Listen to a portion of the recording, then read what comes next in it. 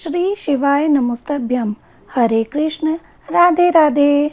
तो फ्रेंड्स, सबसे पहले तो आप सभी को श्रावण मास की बहुत बहुत शुभकामनाएं। तो फ्रेंड्स, सावन के महीने में जैसा कि हम सबको पता है शिव जी की पूजा करी जाती है। बहुत सारे लोग कावड़ लेके आते हैं, हरिद्वार से गंगा जल भरते हैं। फिर वो शिवरात्रि के दिन, जो सावन में जो शिवरात्रि आती है, उस पे वो मंदिर में शिवलिंग पर गंगा जल से उनको स्नान कराते हैं। इस तरह से सावन के महीने में हम खूब सारा शिव जी की पूजा करते हैं ताकि उनकी कृपा हम पर बनी रहे और वो अपना आशीर्वाद हम सबको दें। तो फ्रेंड्स, श्रावण मास के महीने में डेली मैं आपके साथ श्रावण मास महत्तम के अध्याय की वीडियो शेयर करूंगी। आशा करती हूँ आपको वीडियो अच्छी लगेगी। जो वो अध्याय हैं श्रावण मास महत्तम के, उनको सुन के आपको आनंद प्राप्त होगा। मुझे सुनाने में आनंद मिलेगा, आपको सुनने में आनंद मिलेगा। तो फ्रेंड्स, बिना टाइम वेस्ट करते हुए शुरू करते हैं श्रावण मास महत्तम का पहला अध्याय। उससे पहले सबसे पहले हम लेते हैं भगवान श्री गणेश जी का नाम। बोलो गणपति महाराज की जय। और अब लेते हैं माता पार्वती और शिव जी से आशीर्वाद की उनकी कृपा आप सब पर, हम पर यूं ही बनी रहे और बस दुनिया में हमेशा खुशहाली ही रहे। तो फ्रेंड्स, शुरू करते हैं आज का श्रावण मास महत्तम का पहला अध्याय।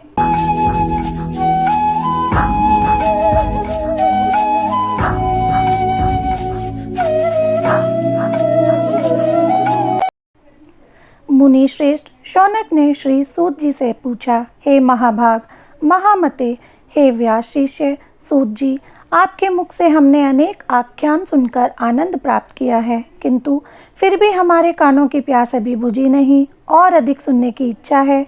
आपने तुला राशि का सूर्य होने पर कार्तिक मास का महात्म्य, मकर का सूर्य हो जाने पर माघ मास का महात्म्य तथा मेष का सूर्य होने पर वैशाख मास का महात्म्य सुनाया। इन मासों के जो गुण धर्म हैं उनको भी आपने समझाया।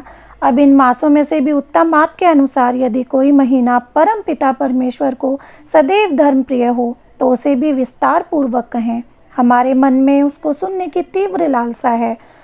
यह सुनकर सूत जी ने बड़े प्रेम पूर्ण शब्दों में कहा, आप सब मुनिगण ध्यान पूर्वक सुने, मुझे आपको सुनाने में आनंद प्राप्त होता है।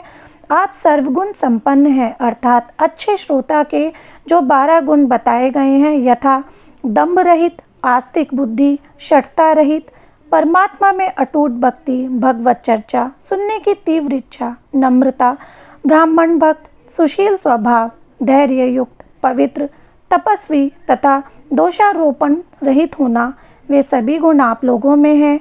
इससे मैं प्रसन्न होकर आपसे तत्व की बात कहता हूँ।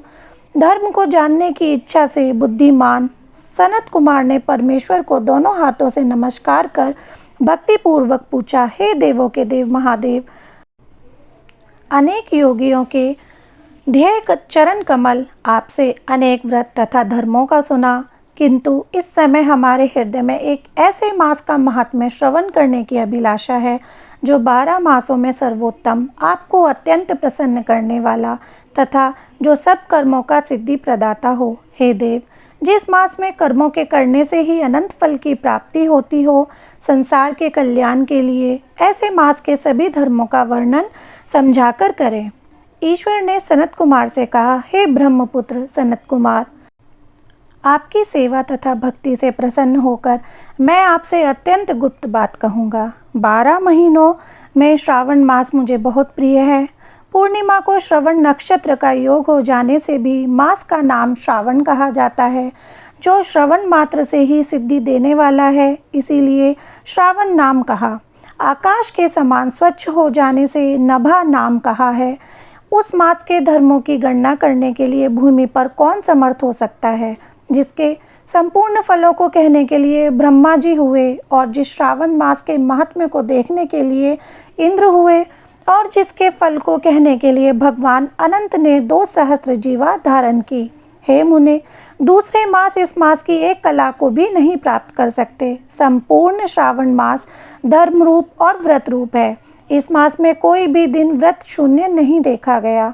यहाँ पर मैं जो कुछ कहता हूँ वह अर्थवाद नहीं है, अतः जिज्ञासु भक्त, दुखी, बुभुक्षु और अर्थी, इन चारों जनों द्वारा अपनी अपनी अभीष्ट सिद्धि हेतु यह मास सेवन योग्य है। सनत कुमार बोले, हे ईश्वर, आपने अभी कहा है कि इस मास में कोई भी दिन व्रत शून्य नहीं है। हे श्रेष्ठ, उसे आप मुझसे विस्तार पूर्वक कहें कि किस तिथि में कौन सा व्रत किस वार में होता है और उस व्रत का अधिकारी कौन है, फल तथा विधि क्या क्या है, किसने इस व्रत को किया है, उद्यापन विधि क्या है, देवता तथा पूज्य कौन है, पूजन सामग्री में क्या क्या वस्तु होती है, प्रधान पूजन किसका है, जागरण विधि क्या है, किस व्रत का क्या समय है। हे प्रभु, वह सब आप मुझसे कृपा करके कहें। आपको श्रावण मास कैसे प्रिय हुआ, इसे पवित्र किस कारण से कहा गया, इस मास में कौन अवतार उत्तम माना गया, इस मास में कौन सा अनुष्ठान करने योग्य समझा गया है। हे प्रभु, हे दयालु, आप यह सभी प्राणियों के उद्धार्थ मुझसे कहें। रविवार, सोमवार, मंगलवार, बुधवार, बृहस्पतिवार, शुक्रवार तथा शनिवार को जो व्रत आदि किए जाते हैं वह कृपा कर मुझसे कहें। आप सबके आदि कारण हैं, अतः आदि देव भी कहे जाते हैं। अन्य देवता आपसे छोटे होने के कारण आप महादेव कहे जाते हैं। पीपल के वृक्ष में ब्रह्मा, विष्णु तथा शिव तीनों देवों का निवास है, उसमें भी आपका निवास सबसे ऊपर व ऊंचा कहा गया है। आप कल्याण रूप से शिव माने जाते हैं। पाप नाशक होने से आप हर माने गए हैं। आदिदेव होने से आप श्वेत वर्ण हैं। शुक्ल वर्ण में विकार होने से अन्य वर्ण होते हैं। उनमें कर्पूर वर्ण के समान गौर वर्ण होने से आप आदिदेव हैं। पहले गणेश जी का अधिष्ठान रूप 4 दल का मूलाधार नाम का चक्र है। उसके ऊपर 6 दल का ब्रह्मा जी का अधिष्ठान नाम का दूसरा चक्र है और उसके ऊपर 10 दल वाला भगवान विष्णु का मणिपुर नामक तीसरा चक्र है। फिर हृदय में अधिष्ठान रूप 12 दल का अनाहत नाम का चौथा चक्र है। सबके हृदय में होने वाले उस चक्र में आपकी स्थिति कही जाती है। ब्रह्मा जी तथा भगवान विष्णु के ऊपर आपका निवास होने से आपको मुख्यतः कहा गया है। केवल आपके पूजन मात्र से पंचायतन का अर्चन हो जाता है। यह सब अन्य देवताओं में नहीं है। स्वयं आप शिव हैं।